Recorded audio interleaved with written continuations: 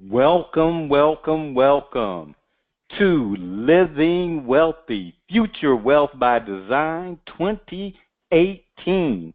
I am Ronnie B, and you are here for session number 3, The Occurring Future of Prosperity. And I am here with the Prosperous Divas, and give me one moment now. We have a little bit of something to start the evening off to get everybody into a good mood, and especially given it's the holiday season.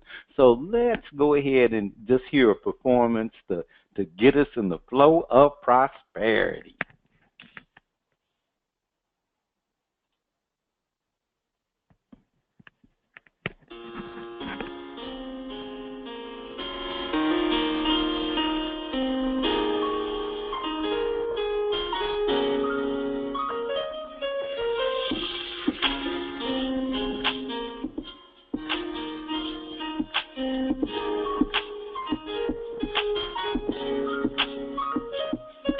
Speak to me, tell me what you have in mind. I'm listening.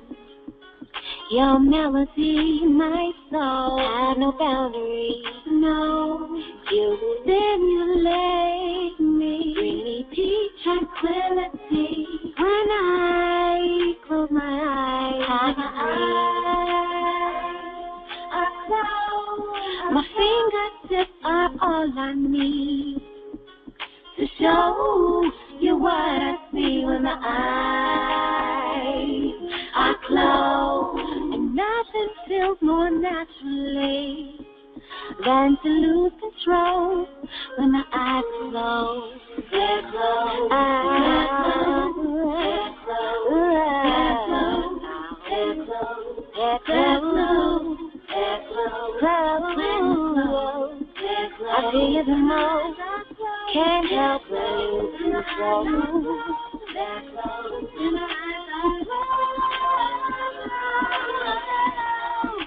Take me on a journey, quaint fantasy. I'm so secure. I'm yours to release. Free me, yeah. Oh yeah.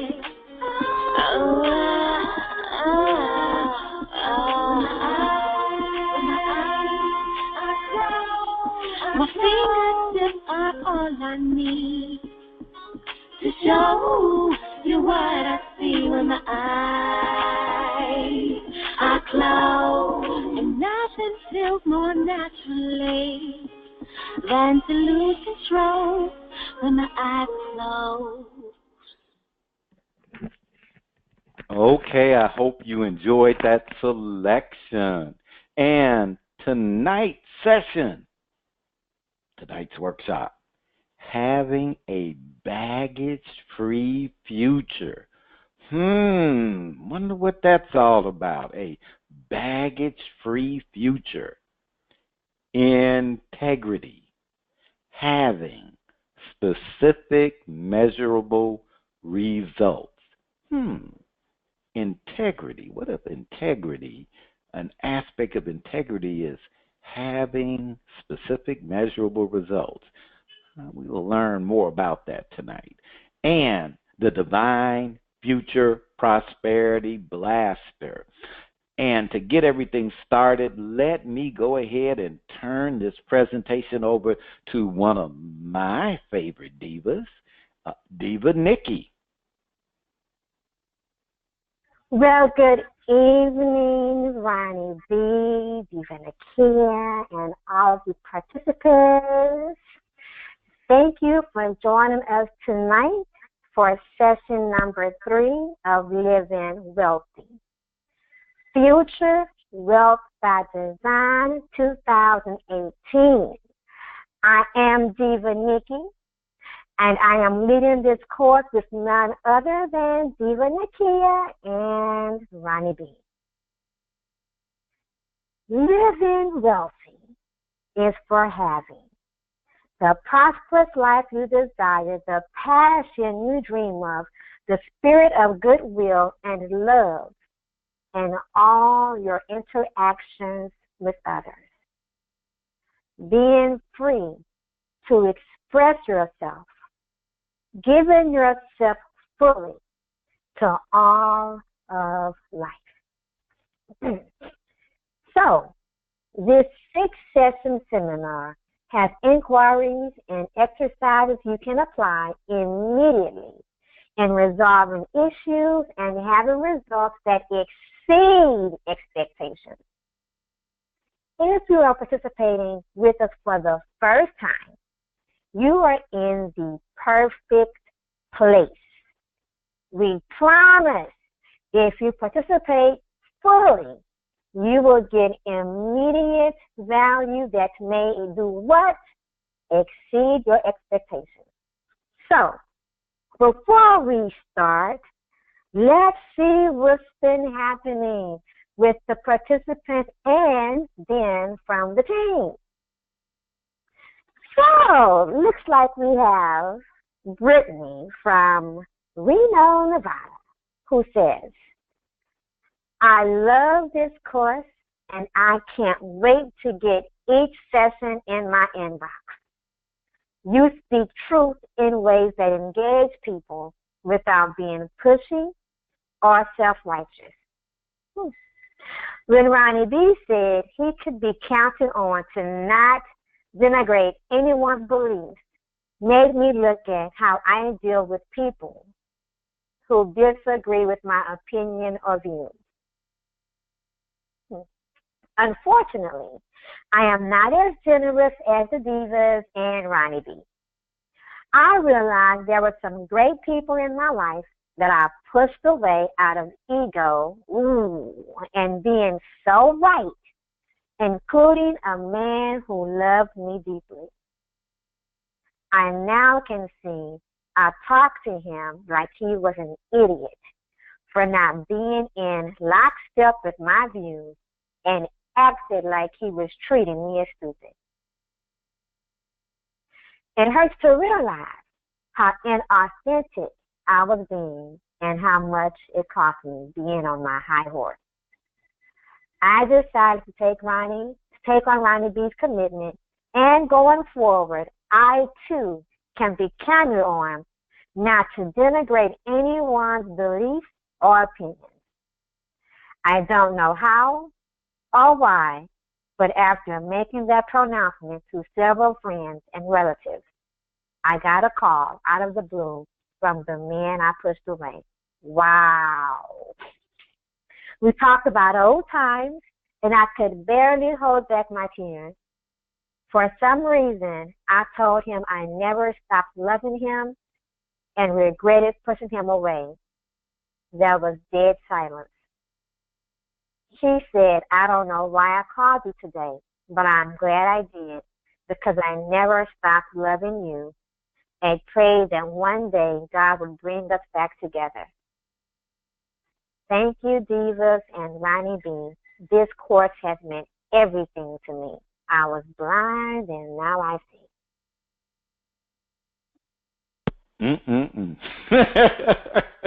Oh, I my am God. speechless. Wow. Going, is it okay to go on to the next one, or can I pause and address? Share, speak. I think that is absolutely amazing. And thank you, Brittany, for writing in and sharing them with us. Love is definitely one of the best things that we can experience in our lives on any and every level. So for you to have come to this realization about the denigration, and then to be reconnected with someone that you had pushed away, and to take ownership of your previous actions is huge. And I just think that is so awesome, and I wish you to experience so much more fulfillment as you continue to honor those words. You know, Diva Nikki, sometimes, sometimes I have people who I'll say reached a certain spiritual awareness about themselves. And what happened was that you know how like you get their passion and you get how moved they are, but then it's like almost I'll say it's like they in subtle ways they start putting you down, or it occurs that way, that now they're starting to put you down. And oftentimes they don't realize that that's pushing you away. And I've been there when I've been so excited, so passionate about something that my passion turned into righteousness. Wow. And it always bites you in the ass. Because the moment you start getting into the righteousness is the moment that now that's more important than what you supposedly got. And it just leaves people wrong. And it starts being, and you start having it that they're making you wrong. And it creates a vicious circle. Been there, and I'll put it like this. I don't know how many people I have pushed away. You know, I pray they forgive me for my ignorance. You know, as they say, I just pray they forgive me for my ignorance, because I have been there. I have been there and done that. You know what? I'll say this. I'll say this because this is going to fall into what's open for the team. But one thing I want to share is that a sister of mine and I were having the same conversation just a few nights ago. And we were talking about things that we struggle with and how it seems you should be over struggling with some things in your life because of the relationship that you claim that you have with God, right? And it's not seeming fair. But at the same time, concluding that it also keeps you humble and to prevent you from getting on a high horse and walking and living, even if you don't think that you are, in this sense of judgment and self-righteousness. And in a form of hypocrisy, because you can't be true to your own self with other people, whether they accept it or not. So I just think that is just amazing. And I think a lot of it comes with maturity and with growth as we take things on for ourselves and own them up for ourselves and not put it on anybody else or anything else. So thank you for sharing your story too, Ronnie B. Awesome. Okay, so moving along. Next we have Charlene in Omaha, Nebraska. And she says, the conversation about the listening that's already there has made a huge difference in my business as a motivational speaker. I listened to Diva Nikki's currency course before I checked out this webinar, and on this course seems to bring everything she was saying together. I realized I spend a lot of time preaching to the choir instead of finding out where the choir is coming from. I already know what people expect to hear from me, which keeps me from engaging with them and hearing what they want to hear. The light bulb went off, and the bells rang, ding, ding, ding. I love it. Diva Nikki laid it out so simply and demonstrates it in the presentation I have heard her give. She always asks, what do you hear? And then she always acknowledges, wherever you are or whatever you hear is perfect. I started doing that in my presentations, and the attendance has more than doubled. I am rewriting all of my presentations so they adapt to the audience. Instead of trying to force feed people a lot of facts and qualifiers in an attempt to convince them of the merits of my presentation. I am considering applying to be one of the divas and learn more of the techniques we present. It is awesome. All right, Charlene, congratulations to you as well. I'm glad that we were able to be of help with that already listening and your ability and your willingness to adapt your presentations for your audience instead of force-feeding people what you want them to have, which is huge. Next, we have Tiffany in Haynesville, Louisiana. Tiffany writes, I like how the Empress of Faith swoops in at the end of the seminar and gives you the real work for the week. Sometimes it's fun, but most of the time it forces you to peel away the onion and see the layers of bullcrap you have built up and own that you did it. Some would say that you can get everything she is saying from the Bible. I agree, but sometimes it helps to see or hear the message from a different angle. My relationships and my money are finally starting to be in order after years of struggle. So I would just say the Empress is heaven sent and leave it at that. Love you, Empress. Wonderful. Thank you, Tiffany, also for sharing.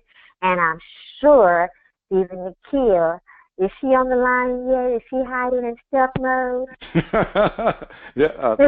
Diva Nakia is the Empress of Faith is doing double duty, but we should probably hear for her around the time for the prosperity Blaster.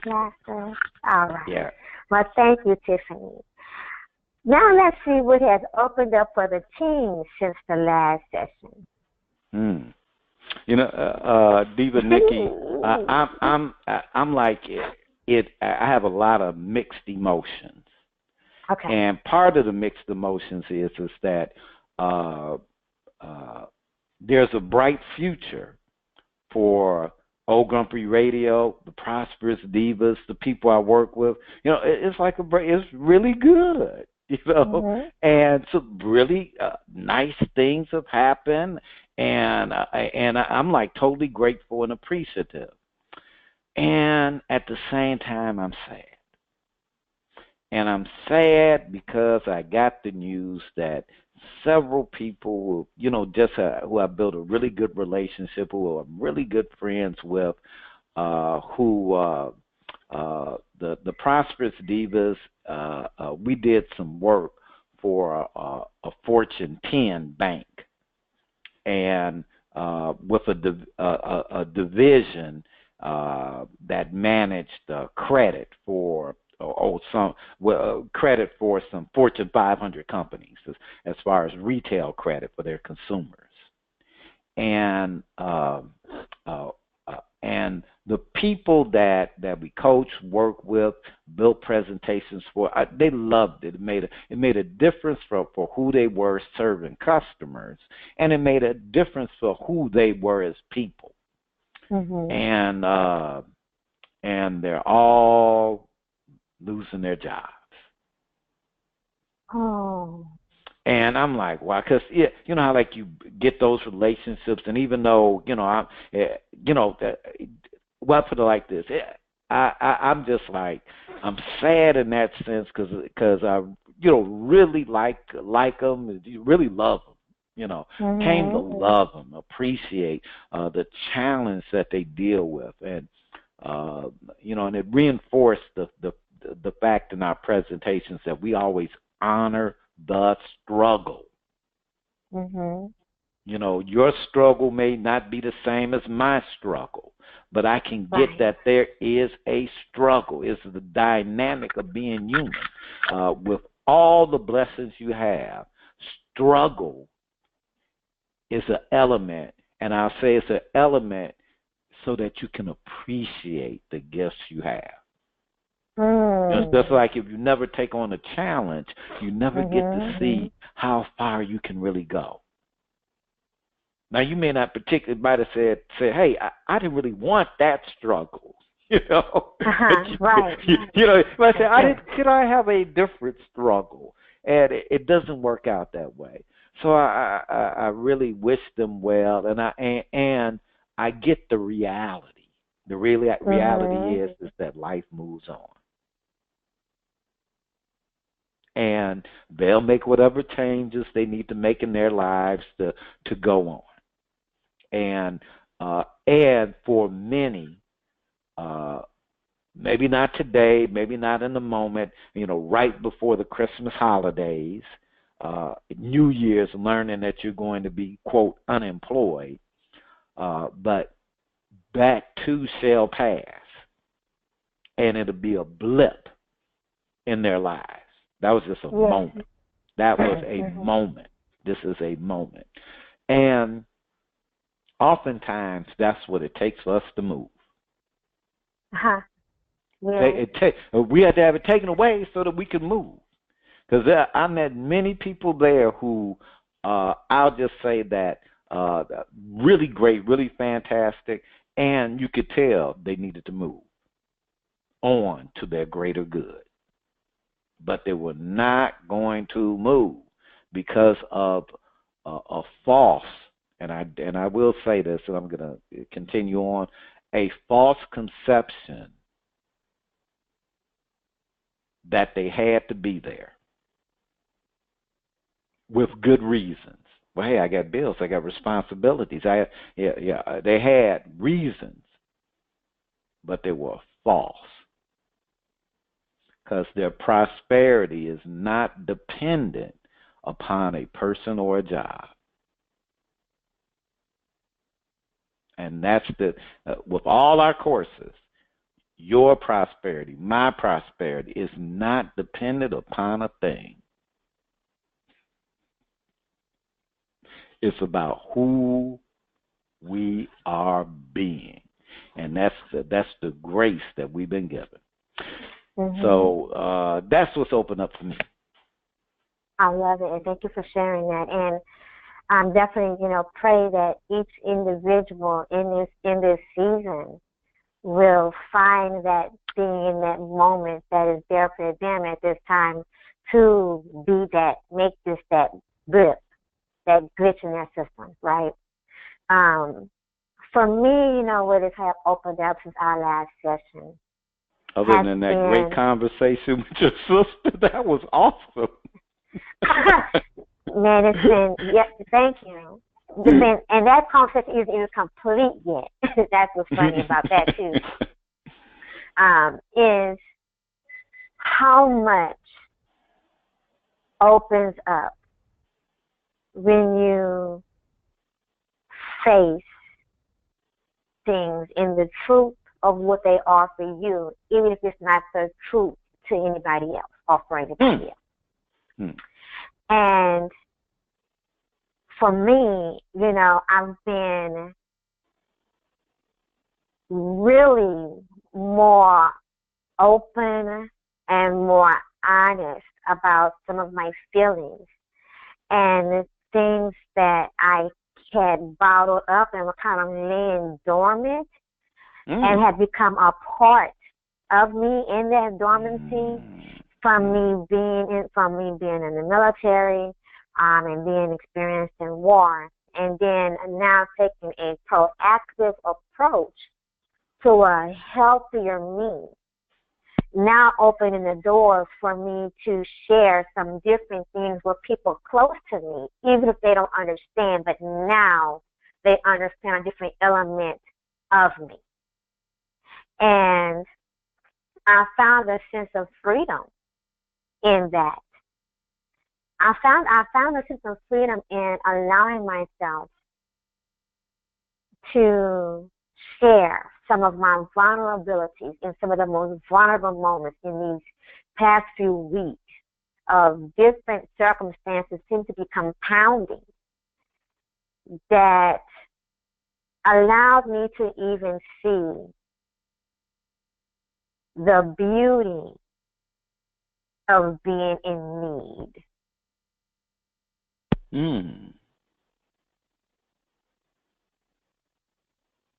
Yeah, the beauty.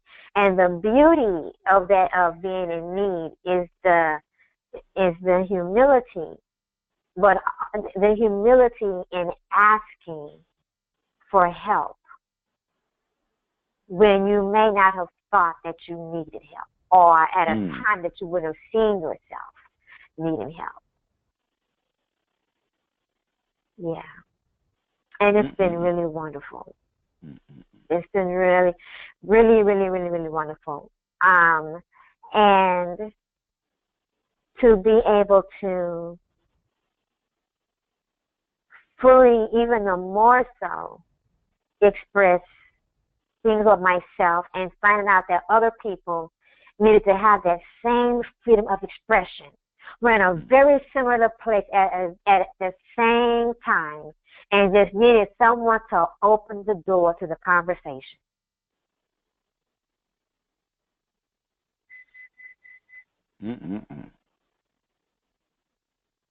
So, yeah, got that answer about this time.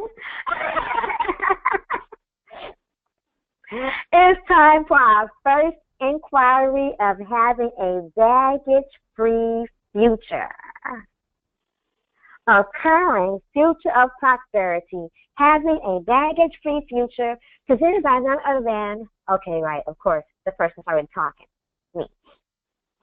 So the next step we are taking in clearing the space for prosperity is to leave the baggage of the past in the past, so we have a baggage-free future. In this part of our inquiry, we are looking at an aspect of our humanity that has us drag all these old negative thoughts, beliefs, conversations, and history in the past where they belong.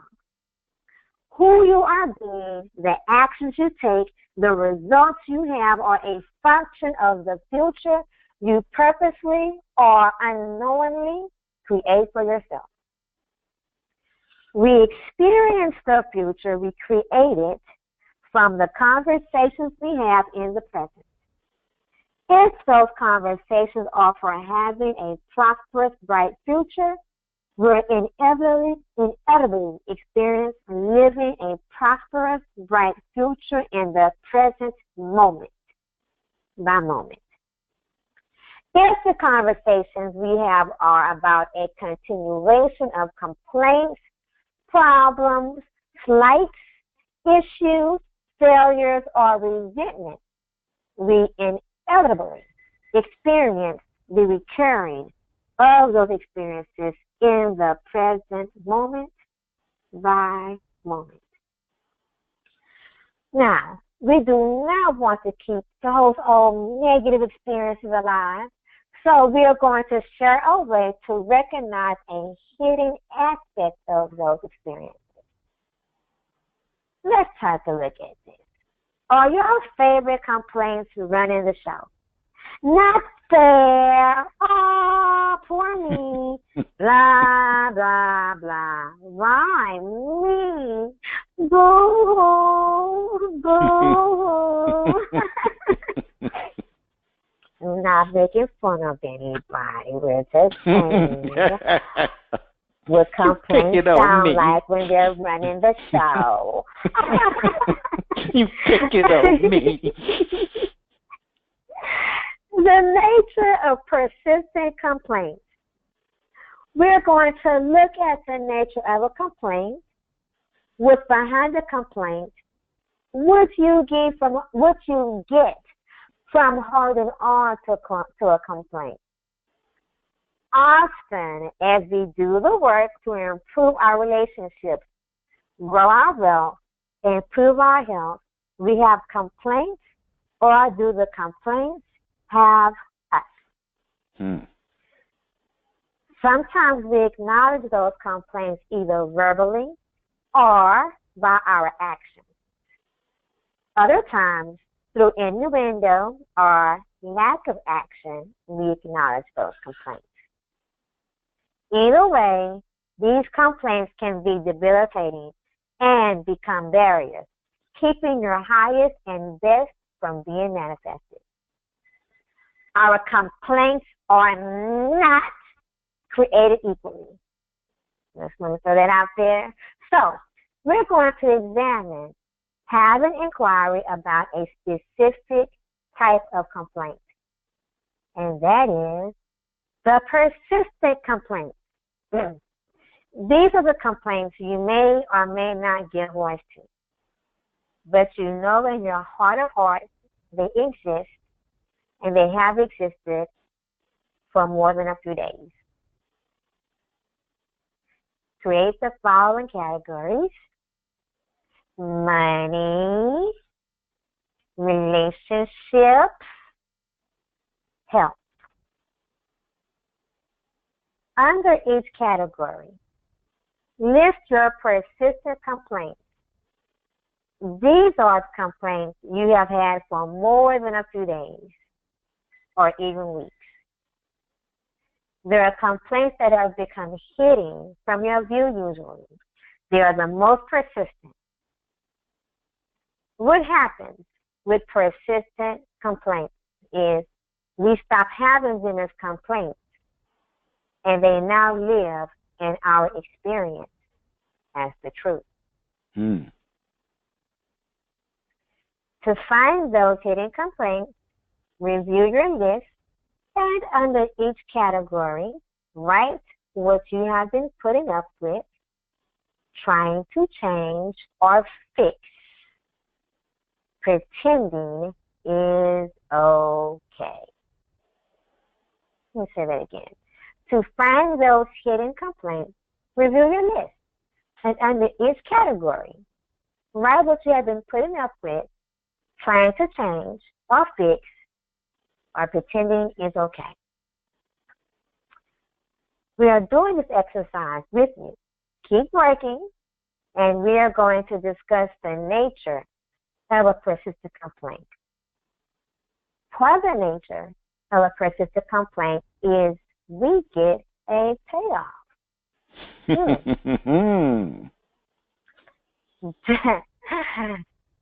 Payoff.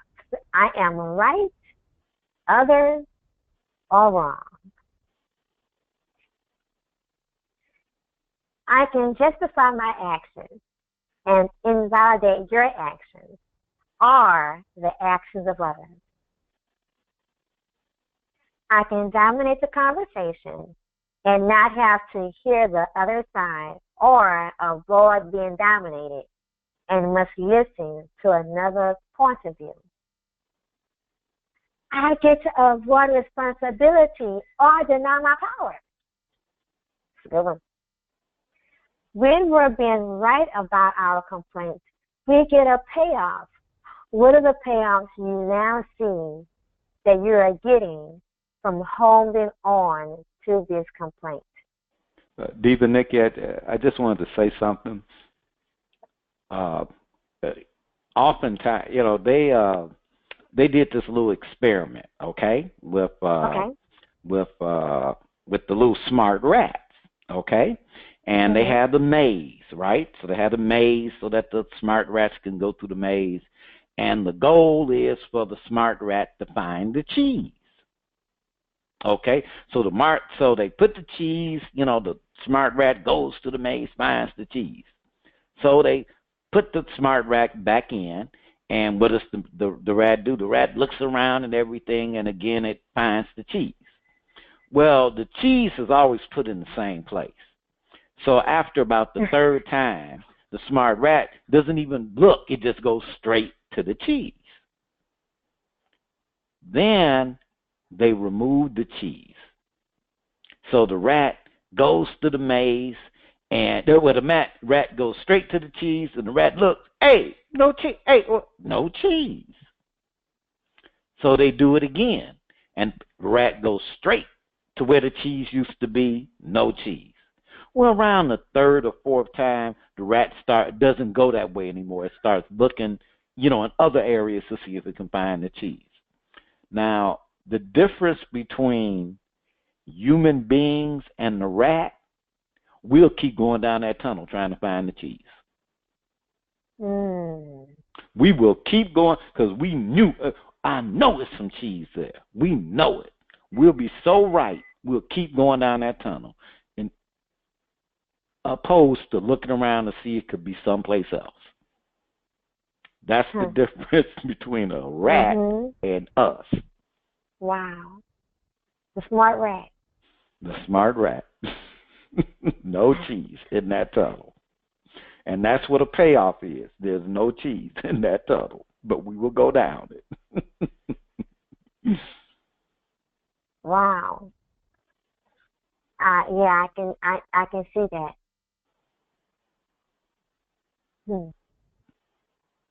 Thank you for sharing that example.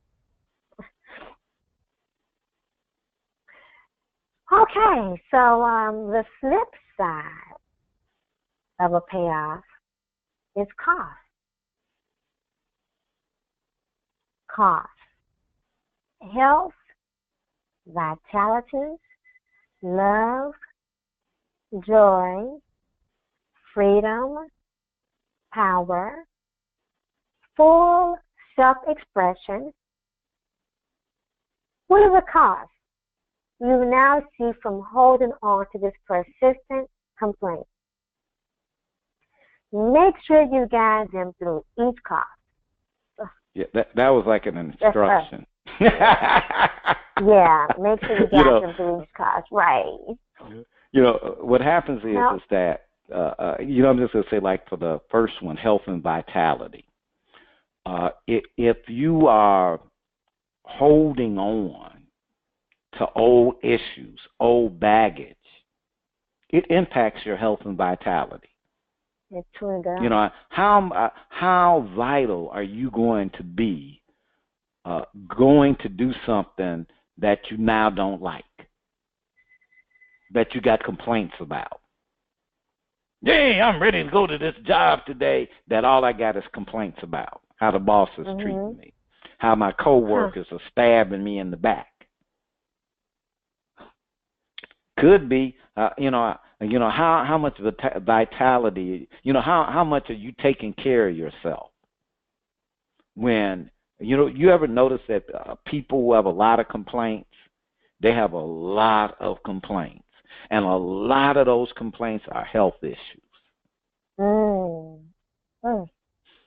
And the sad part is they're so right about their health issues that, why should I exercise? You get that. Why should I eat healthy? Everything has stuff in it. They start doing that justifying part, but it's costing them their health and vitality. Do you see anything around love and joy, Diva Nikki? If you're being, right. I sure do. Because when we are constantly complaining about anything, you can't complain and smile at the same time. Right? I've never seen it done. I've never seen when and I love to smile, and I can smile and complain at the same time. I mean, I may can give a smirk, but you'll totally know that it's fake, and I'm being sarcastic and a butt fake. Yep. Right? You can't I mean, it's just impossible. And it's easy to see, maybe not on yourself when you're in that expression, but it's easy for others to see how when you're constantly complaining, the lack of happiness around you, because it shows from inside of you. Like you essentially become that environment. Mm. And you're not even aware of it. From the outside looking in, others may be more present to it than what even we are when we're constantly complaining. You know, for us, it's like a question. Well, why? You know, because what's missing is the love and joy. Yes, and absolutely. But we don't have it. That maybe we have something to do with that. Right. Oh my gosh. Right. Exactly. You know, that's the remember, we avoiding responsibility. Totally. So you know, if you don't have the love or joy in your life, it's not your fault. Hello. Yeah, you get to avoid that, and it has you on lockdown. So it robs you of your freedom and power. You know, people complain a lot. They do not occur as powerful. Not at all. They occur as victims. Oh my gosh, yes. You know, now I have had. Okay, I'm gonna give you an example of victim. I'm minding my own business. I'm going to the store to get some snacks. A car pulls up. Two guys jump out. One slaps me over the head with a pistol and demands my money and jewelry.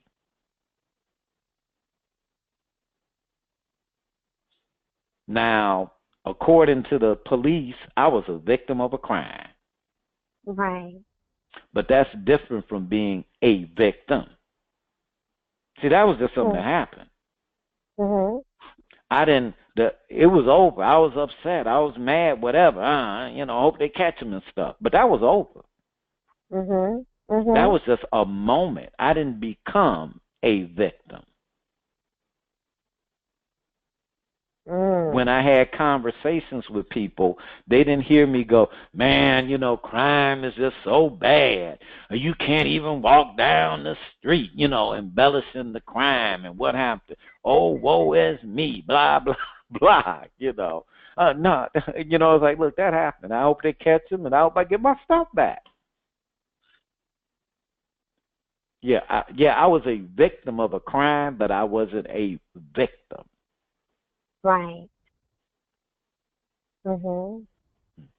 And when it comes to your full self-expression, how much self-expression are you having when you're avoiding responsibility for your own power? Not very much, because you're just putting it off on somebody else. Yeah. And what happens is you start lying. Oh, Ronnie B. When you avoid responsibility of your own power, remember, you're denying your own power, which is a lie, because you have the power. So you start, the manifestation of that is you start lying about what you can't do, about what you can have and can't have. And then you project that on other people because it's their fault. Well, Ronnie B., I think that someone must have called a priest to the room, because Diva Nikki has a confession. It's confession time. Yes. So I want to talk about a persistent complaint that I've had, and I confronted it recently, a few hours ago. A few hours ago. I tried to confront it before then, but I really, really confronted it a few hours ago. Well, two things. And okay, so here it is. I had this complaint of saying how much I hate a dumb question. And it seems that no matter how much I complained of disliking dumb questions, inevitably I was getting an influx of what appeared to me and sounded like dumb questions. Right. And does anybody see not pink elephant, but a high horse in the road? Right. Yeah. And one day, a few days ago, I said, after that complaint and a question, I said, forget it. I love them questions. I just need to give the answers. Go ahead, just give them to me. Now my payoff. Here was my payoff. My payoff was always being able to have that complaint, right? And my payoff was my high horse, right? And my payoff was me avoiding responsibility of my contribution to the questions by,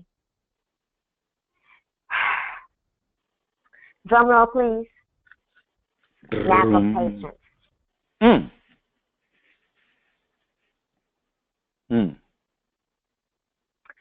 So, the cost of that, though, what that cost me is more effective communication, more loving communication. Let me just kind of clarify. What it cost you was your full self-expression. Yes. Yes. And health-wise and vitality-wise, I would say it cost me some energy. Because it takes energy to complain. Vitality. Yeah, that's what exactly. Exactly. Another round of dumb questions. And you know what? And it cost me freedom and it cost me power because I was not owning up to the power that I have and a decision to be patient with the things where people just really need help.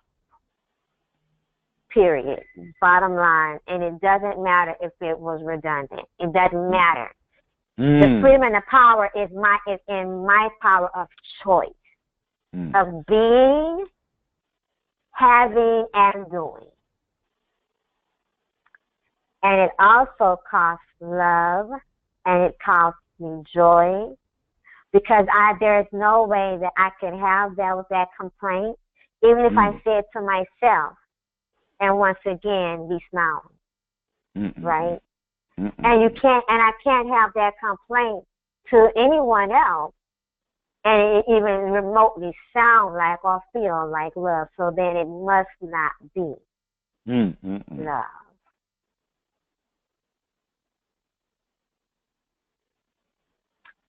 I think, okay, so I'm going to close my curtain. Thank you for listening to my confession. I'm in recovery. Okay, I hope you're at the place where they got the good food. Right. Okay. Anything else, Ronnie D? Well, before you take us to break and all of that, the biggest payoff, as we iterated, from having a consistent complaint is avoiding responsibilities. So, responsibility. So, what actions do you now see you could take that would actually resolve the issue? So, look over your list. And we've kind of, at this point, we would have been sharing, but we shared. So we're going to go ahead and let Diva Nikki take us on to the break. All right. So keep working on the exercise during the week. And if you have any questions or need coaching, please email us at divas@prosperousdivas.com. We're taking a 6-minute break. The time is now 5:50. Please return at 5:56. Up next is integrity, having specific, measurable results. See you after the break. Prosperity. My life is filled with an overflowing measure of God's goodness. I am a beloved child of God. Rooted in this awareness, I affirm prosperity as my divine inheritance. I believe in the sufficiency of God as my source and supply. There is no good being withheld from me. My life is filled with an overflowing measure of blessing. In my daily prayers, I give thanks to God as the inexhaustible source of all life. I am grateful for divine healing energy that flows through my body.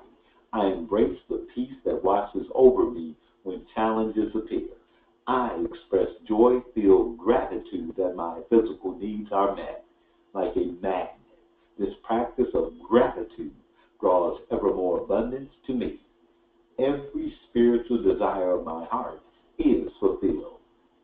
And God is able to provide you with every blessing in abundance, so that by always having enough of everything, you may share abundantly in every good work. 2 Corinthians 9:8.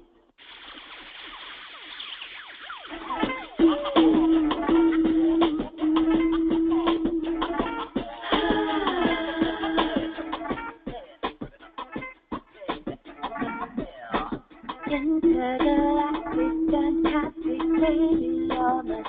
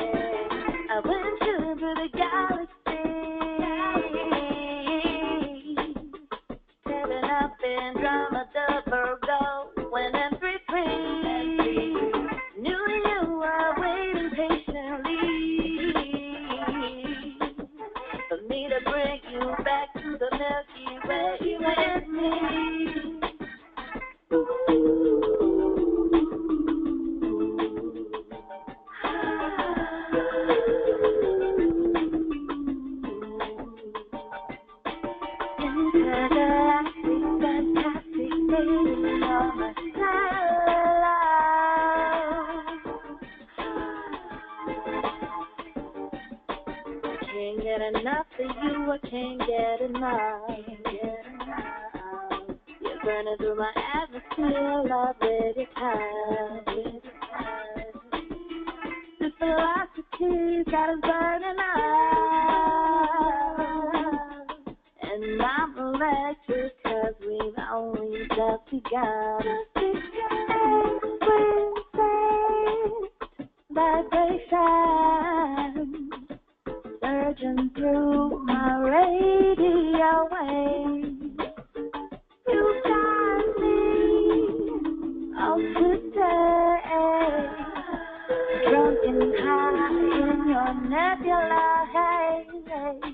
Intergalactic, fantastic, baby, you're my satellite.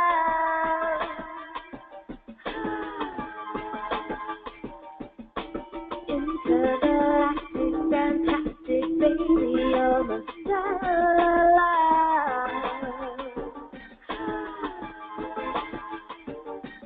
Come on, let's fly like shooting stars into the space we explore. Hop into rock to rock, we rock to rock, we rock to rock, and rock to rock, around the clock, we shock. Our heart beat at light, see through infinity. Intergalactic, fantastic, baby, you're my satellite.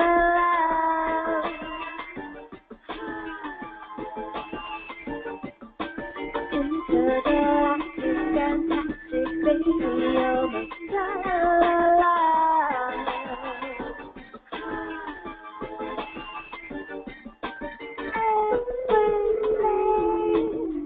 Vibration surging through my radio waves. You got me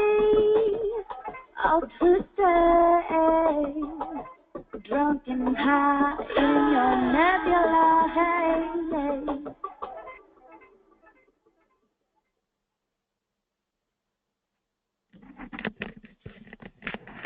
Welcome back to Living Wealthy. And in this segment, I am Ronnie B. We're going to be looking at integrity. Yay! Yay! Having specific, measurable results. Wow. Okay. You know, most of the time we think of integrity, what comes to mind for, I'll just say in general, is a moral view. And we are looking at it from a way that empowers our skill at being able to have the results we desire.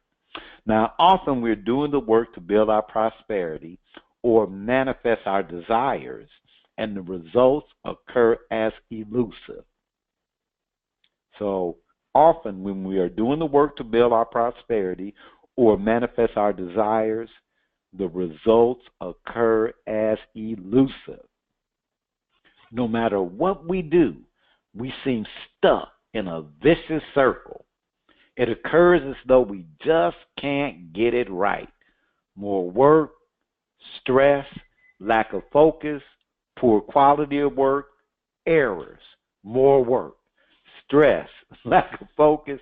It just keeps a vicious circle. And it's like we're chasing the money, chasing the result. We talk with friends and business associates, but the results remain elusive. We may even start to give up on those desires or goals. You know, we become resigned and we start creating complaints to avoid responsibility for having the dream in the first place. Persistent complaints. What if the results we desire are not truly elusive? Wow. Well, wait just a minute. They're not really elusive. The cost of being vague. Often, we are not producing the results we desire because we are producing the results consistent with the vagueness of what we say we want to accomplish. Vague desires produce vague results. Example, did you bring the stuff for the thing? Possibly. What happens in vagueness stays in vagueness. You know, I looked at that. It was so perfect. And, you know, I just have to share this. I have a relative, and I'm not going to put the relative. Well, hey, I have a relative who is known for being vague. Now, they do not think that they are vague, but they are known for being. Everyone knows that they will not get a straight answer. And it costs them. They've tried a couple of different businesses that didn't work out. And as an observer, you can get because they asked vague questions and they gave vague instructions. So things just kind of went a certain way. The universe consistently gives us what we command. Now, the richest, wealthiest people have learned this early. So they are very specific about what they want and what they will produce. Now, in business, and you, whether this either as an employee or part of a business, but we're just using this as an example. In business, have you ever promised one set of results to a client, produced the results, and they were totally unhappy with the results you produced or felt you under-delivered? Now, has that ever happened? Or you worked on a project, did something for your boss, and you got it all done and you ran up there and they were like, what is this crap? I bet you I put cash money that you were vague about what they really wanted, or they were vague, but either way, y'all played the vague game. Now, have you ever worked your tail off to get a client, and when the project was completed, you felt you were totally underpaid and underappreciated for all the work done? What that's called is that you promised way more, way more than the project was worth. But you were vague, or you became vague about what it would cost for whatever reason. So, because you were vague about the cost, the client paid you what they paid you, and now you feel like, hey, you know what? I did all that work, and, I might have lost money. Ever been in that scenario? When we are vague about our desires or what we are going to accomplish, we become the victim of the occurring world instead of the master. And, we have a lot of conversations about the occurring world. Vagueness creates an occurring world where you will be a victim as opposed to the master. When we are being vague about our desires or goals, guess what, folks? It is to avoid being held accountable for the results. We want to be right, so we are vague to avoid being wrong. The problem is being vague inherently creates bad results, a la vicious circle. Now you're working to clean up the mess, you're stressed out, you make more mistakes, and you're doing more work. It may seem like we're being specific, but we are not, and that allows for the creation of a world that has it occur that we are victims at the mercy of the world out there.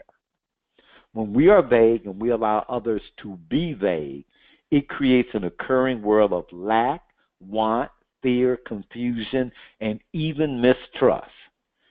Simple tasks become hard. Molehills become mountains. Let me repeat that. When we are vague and we allow others to be vague, it creates an occurring world of lack, want, fear, confusion, and even mistrust. Simple tasks become hard. Molehills become mountains. Give you an example with the relative I was discussing.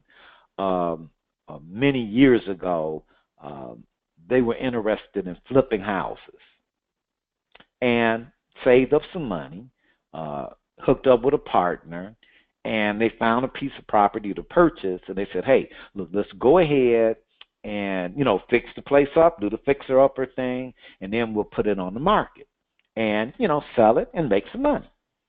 Now, pretty straightforward. What we're going to do is buy it, fix it up, sell it. Pretty good. But along the way, there were some expenses. And part of the expenses are whenever you take on a fixer-upper project, you always find that you got to spend more than you thought. Because, once you start pulling up old carpet, you go, oh, God, we have to fix that floor. Once you start testing the heating and the air conditioning, you realize, oh, man, we might have to replace the entire heating system. It will happen. It happens to the best. But when you are vague, what happens is you start thinking that someone lied to you about what it was going to take and how much it was going to cost. So it ended up being a whole lot of mistrust because this relative thought that his partner was just like coming up with expenses to get more money out of him. And what it was he had a vague understanding of what it really took to do a fixer-upper project. Like he never watched any of those the fixer-up project shows, where you look and you go, where they all the time are coming up with, I've never seen a fixer-upper show where they didn't run into stuff that they end up having to spend more money on. Yep. Never seen one. They always, so you kind of get that, you know what? If every show, whatever house they're working on, they're pretty much letting you know that you're going to always run into something. It may be big, it may be small, but you're going to run into stuff. And that's just the nature. But when you have a vague understanding, then what happens is you start making vague agreements. The partnership was vague. And in the end, he wanted to go to court and sue his partner. Now, on the outside, someone may look and say, man, poor partner. This guy's trying to educate him that, hey, look, this isn't slap some paint on and it's done. You have to kind of get some knowledge. And his partner was probably being a little vague about the cost as well to make it sound good. Now, some years ago, I had a young lady approach me, and she had a business opportunity. And she said, hey, look, here's this great business opportunity. If you hook up, there'll be, you'll make some money. Well, I was okay, well, look. And one of my questions is when people approach me with business opportunities, I always ask them, how much money do they plan to make in their first year? Now, I get that it may be a pie in the sky or a dream, but they know. They know what they want. Like, hey, look, I'm going to make $1 million in 12 months. Well, I'm like, hey, let's look at this. How you going to do it? Because that's not vague. That's specific. And when people can't tell me what they're going to do, or at least say, you know what, this is what I'm working toward. I can get that there's no guarantee, but I know that they're not being vague in that area. And so we can kind of work and build integrity. And she made this comment. She said, well, I said, well, your first year, what do you expect to make? And she said, I don't want to limit myself. Now, you want me to participate in a business opportunity with me, but you can't say or unwilling to say what you're going to make in the first year, what you plan to make, what you hope to make. You want it to be vague, but sound smart. Diva Nikki, can you get that probably sounded smart to her? I don't want to limit myself. Yes, I do get that probably sounded smart. Yeah, that's called a smart rat answer. And you know what though? But that works. Ronnie B, that works for people who have been letting people be vague with them. Oh yeah. Now, long story short, a year later, she was not involved with that business. Mm. Now, that business still was going on, but she wasn't involved with it. Vagueness costs you. And I say it. If she said, you know what, my first year, I'm going to make $50,000. She may not have made $50,000, but she would have saw what it takes to make $50,000 from the business that she's in. Because, when you set it out there, you may not know. You may go, God, I didn't know this and I didn't know that. But you're working towards it, so you find what it takes. Hey, you know what? Maybe, this first house I flipped, man, I lost a ton of money on it, but I learned what to do so that next time I can, I can build on what I learned. Hey, I ain't gonna do that again. I learned that. Oh, I had to be responsible for this area. You learn. Now, we're gonna give you a little something that's going to help you in dealing with the vagueness that you and others have. We're going to give you, because we don't want you walking around vague, we want you having. I said this course is about having. We want you to have. Okay, and the power of by when. Now, one of the quickest ways to eliminate vagueness is to start using by whens. A by when is a specific date and time a request or action is to be fulfilled. Okay? A by when is a specific date and time a request or action is to be fulfilled. Now, people avoid using by when. And think about it. Why would people avoid using by when? It's a powerful, powerful tool. Why would they avoid that? Because it prevents them from being ambiguous when it comes to producing results. It gets them off the hook, keeps them from being pinned down. And by the way, you do it too. Mommy, when are you going to take me to the zoo? When are you going to take me to the zoo? Okay, I'm going to take you to the zoo. Don't worry about it. Now, a lot of parents, how does that work? How does that work for you? Because what happens is 5 minutes later, Mommy, are we going to the zoo today? Are we going to the zoo? You're going to keep getting asked until you say, we're going to the zoo next weekend. Don't ask me about that no more. Are we going next weekend? We're going next weekend. See, that's a by when. The kid knows. There's power in that.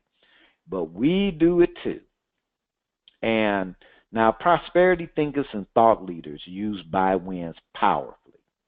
A by when will quickly let you know how serious someone is about a project or completing a result. It allows you to hold yourself and others accountable. A by when will quickly let you know how serious someone is about a project or completing a result. It allows you to hold yourself and others accountable. By whens allow you to plan your actions with integrity and work with a team powerfully. One of the things that you're going to get out of this course, which is, I'll just say something that we added, is the power of team. And one of the ways that you work with team, is by whens. People get things done when there's a by when. When there's no by when, hey, by whens provide freedom from uncertainty and vagueness and give you power in choosing your actions. Hey, Joe said he would have this part of the project ready by Thursday at noon. Okay, I know I need to have my part of the project ready Wednesday night so that it can work with his. You can plan and structure. By whens are a cornerstone in producing specific, measurable results with velocity. Okay? That's what by whens start. They are a cornerstone. They start getting the ball rolling. When you put a by when on it. So, there's some folks who are in relationships and they're going, well, where is our relationship going? Where is our relationship going? Put a by when on it, and you'll find out where your relationship is going. Quick, fast, and in a hurry. This same relative, and I pick it on this relative because I can do that sometimes. And he was dating a young lady, and the conversation was, around them getting married. And everyone would ask, well, when are y'all going to get married? When, and my father asked me, he said, son, do you think your relative is going to marry so-and-so? And I was no. And he was shocked. He said, well, why would you say that? I said, because I haven't heard him say he was. Now, everyone else was, but he wasn't. When he was asked, he'd be vague. And she would go along. She played with it. And after some time, life went on, and they broke up. Now, she was disappointed, heartbroken, all of that, and I was with her, but she was not in reality because she allowed the vagueness. She allowed vagueness to be in her relationship. Now, I don't know what would have happened if she had said, look, I want to get married. And if that's what you want, by when are we doing it? Now, for whatever reason, and she probably had good ones, she didn't ask that specific question, and which allowed vagueness. So the years that she dealt with him, and I'm not going to say they probably had great whatever, but it was not what she said she wanted. She wanted to be married. And she allowed circumstance to have her be a victim. Now, this course is about having. So, over to Diva Nikki for this week's having exercise. Wow. I love that what you said about vagueness and the different areas that you went into. Okay, so having. We have a little exercise intended to empower you in generating the presence of having what you desire fulfilled. Using the list you created earlier, under each complaint, answer this question. What do I desire that I do not have, or is not at the level of fulfillment I seek, or I am avoiding responsibility? Next, to each item, write a conversation or actions you will take, who you will have the conversation with, or take the action, and by when it will happen. Get a partner who will support you in having the conversation and taking the action. Make sure you set a by when for having a partner, because this is critical. Keep working on this exercise during the week, and if you have any questions or need coaching, email us at diva@prosperousdivas.com. Here we are, going to take a 5-minute break. The time is now 6:19. Please return by 6:24.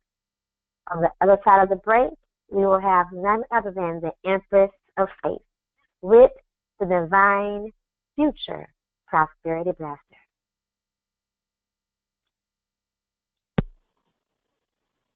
Hope. I behold the wonder of God. Watching children discover the wonders of life reminds me that God is the source of life at the center of everyone. Holding this truth in mind, I know that each and every creation is precious to God. Because I know that all of nature is to be treasured, I help preserve the environment that supports the abundance of life. I honor God by honoring all creation because of our shared sacred heritage.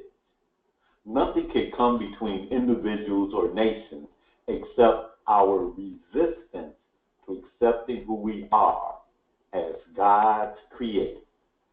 As I view the abundance and diversity of life with wonder, I take in the awesomeness of God that continues to unfold.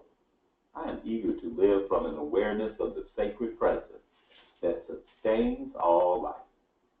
Whoever welcomes one such child in my name welcomes me. Matthew 18:5.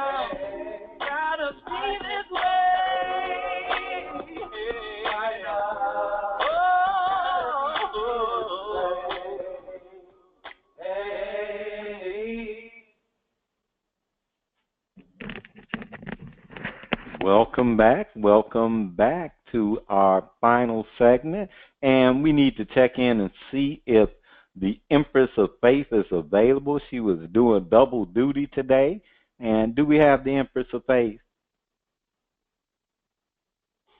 Okay, does not look like we have her, but she did send in her Divine Future Prosperity Blaster. Okay, Empress of Faith, Diva Nakia herself. The blaster for you this week is enthusiasm gets results. Your level of success depends on your level of enthusiasm. But your level of enthusiasm does not necessarily depend on your level of success. Even when the results are not what you wanted, choose to go forward with enthusiasm, because that will empower you to create the results you do want. Enthusiasm pushes you to continue failing long enough to arrive at success. Enthusiasm expresses your belief in what you're doing in a way that's compelling and contagious. Enthusiasm pushes you to continue failing long enough to arrive at success. When you're cynical and dejected, even the best strategies, tools, resources won't work very well. Yet, when you're enthusiastic, you'll find plenty of ways to get the very best out of whatever you have to work with. With enthusiasm, you see opportunities that would otherwise be invisible. With enthusiasm, you attract other enthusiastic, effective people to support your cause. Even when the situation offers no reason to be enthusiastic, there's a great reason to be enthusiastic, because enthusiasm gets results. Wow. Diva Nikki, when this is a great blaster that the Empress sent in, and there's so much, just plain old truth and fact in it. Who do you want to play? Who do you want to play with? Somebody who's enthusiastic, even who goes into the house and it's falling apart, but they're enthusiastic. They're like, wow, we're gonna make something out of this. And you looking around and you're going, man, we should burn this sucker to the ground. But their enthusiasm is contagious. You find them, well, let me do this. Then all of a sudden you start, it look a little better here. And just something I want to share, because it made me think about a time. A long time ago in a land far away, I had a business partner, and we owned a video store. Back when they had, the little VCRs, and you go rent a tape. This is for Diva Nikki's time. She's kind of young, and her big brothers, from might have, but we know she was young during that era. And it was down the hill video. It was in the quote hood, and what had happened was, this was our first business, me and my partner, and we were just excited and happy that we weren't making no money, But we was happy. We weren't making no money, but we was happy. We had our own business, and some brothers go, we're gonna work it out. Yeah. And I remember that the day that we at the end of the day, we count up what we made, and most days we would make $5. That's how much we made, $5.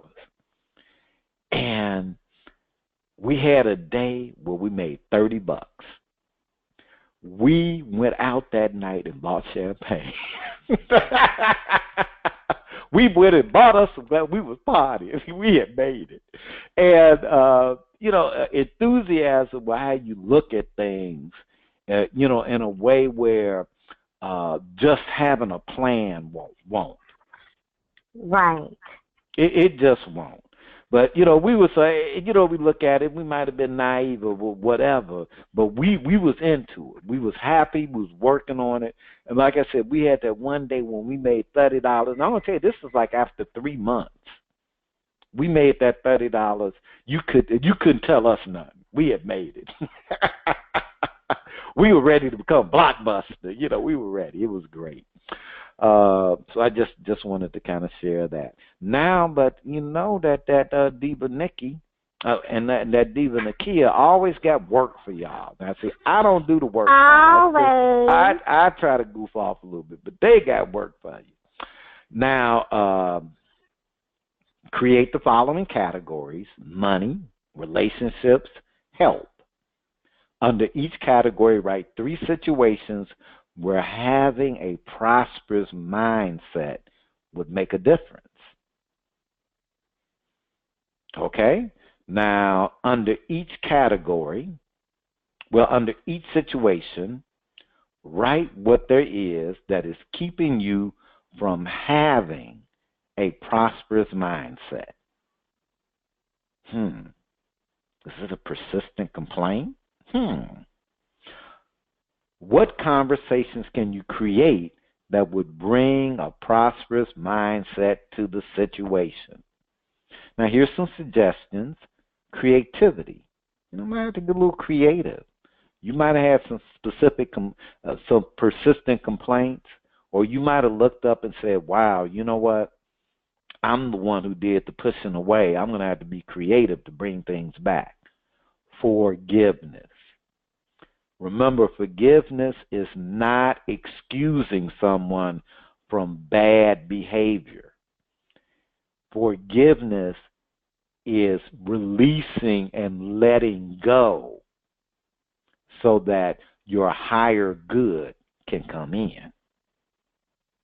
Possibility, freedom, or just plain old love. Now, keep a daily log or post daily on Facebook any results or insights, and please share with the Prosperous Divas. They love to hear from folks, so please do that. And you're allowed to, you can attend live if you listen to attending live. Let me tell you, you'd be surprised at what opens up that you don't hear on the tape version. Now, we have a couple of ways for you to stay in the conversation for living wealthy, future wealth. And being at our next session, which is Living Wealthy, Future Wealth by Design 2018, session number 4, Sunday, December 17th. You want to get in there, 5 to 6:30 p.m. Visiting ProsperousDivas.com and receiving our free 4-part series, Recognizing Winning Conversations That No Longer Work. Visiting ProsperousDivas.com and receiving Diva Inspiration, a weekly newsletter with insights into the world of prosperous thinking from Diva Nikki and Diva Nakia. You want to get on this list. They are going to jump off come January 1st. You don't want to get left behind. They move. These ladies move with velocity. There's nothing vague about them except for what they say is vague.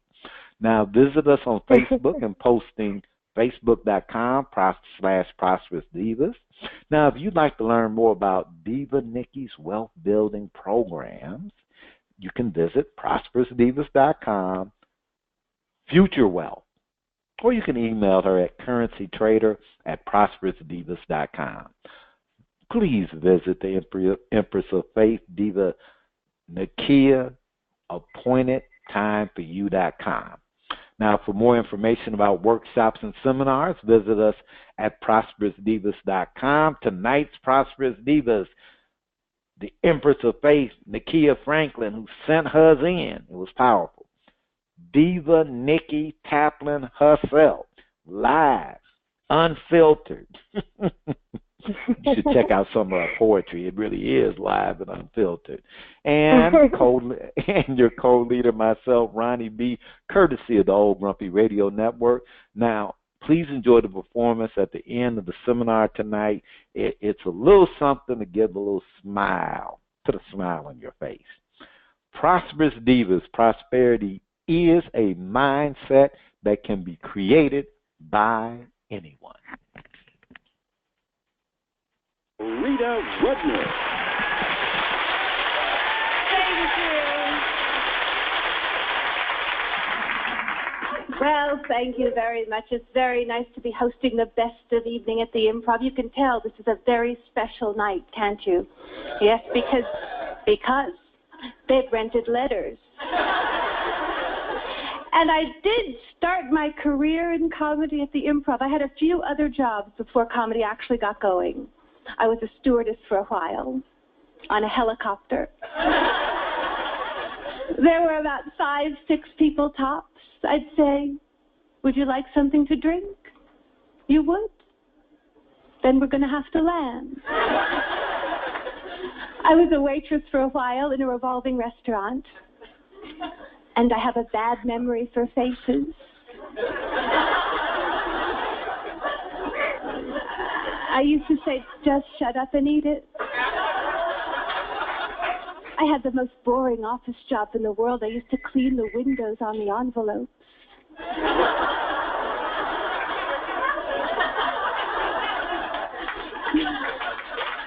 Oh. Now I work for myself, which is fun, except when I call in sick, I know I'm lying. And I did start off in New York. I lived in New York a long time. I lived in one of those brand new high-rise buildings. The walls were very thin. I remember one night my neighbors called me up and asked me, Rita, could you please stop eating pudding? It was right near Central Park. I couldn't actually see the park, but if I concentrated, I could hear the screams for help.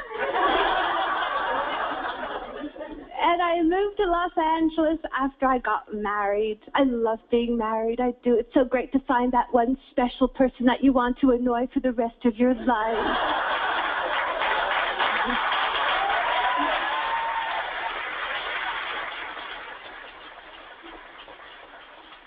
I married a man who's younger than I am. Yes, thank you.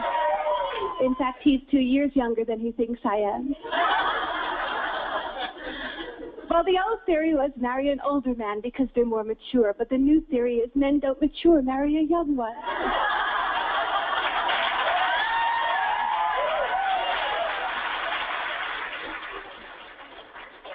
Oh, I heard booing, and my husband hates that joke, too. But he still gets angry when I bring cereal home that doesn't have a prize in it.